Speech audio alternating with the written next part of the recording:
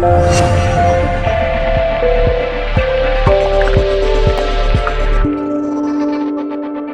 this is Panda here yet again for Panda's weekly game haul, and this is E3 week, so I know I'm a day late because it's Tuesday, but I do have some games for you this week, so let's get it started.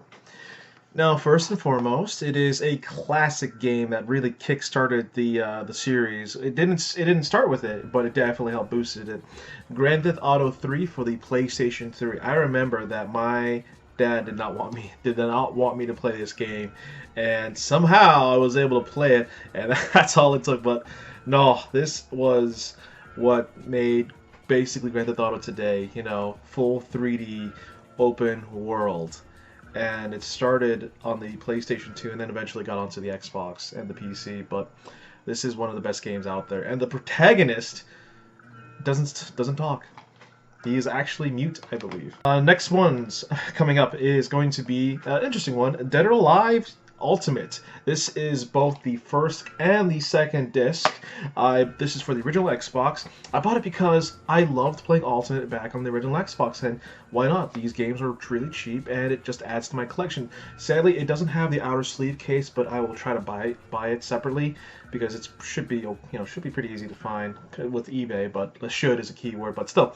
Really hyped up for this. Another game out there is going to be Halo Wars, the Collector's Edition case. Now do note, when I open this up, it does still come with the booklet, the car, and the original cards in here, but obviously the codes have already been used, but still, the steel case of the Collector's Edition of Halo Wars, and I know not too many people enjoyed it because it was an RTS, but still, I played a good bit of it. I had fun. And last but not least is definitely a interesting one. And when I mean interesting, I mean interesting. Enchanted Arms for the PlayStation 3. Now, this was an early JRPG in the Xbox 360 and PS3 lifetime. This was actually published none other by Ubisoft, of all companies and stuff like that. You'd think EA would probably do it or something. But no, Ubisoft made from Software to, you know. The one thing about this game is the gameplay was fun, the voice acting, the English voice acting was horrible. And when I mean horrible, it wasn't really that bad, but it was still almost cringeworthy. Like, take a look at this. You ready for this? Yeah, one of the characters is that flamboyant, like blazing, sparkling, flamboyantly gay. Like they don't try to hide it. It's just that.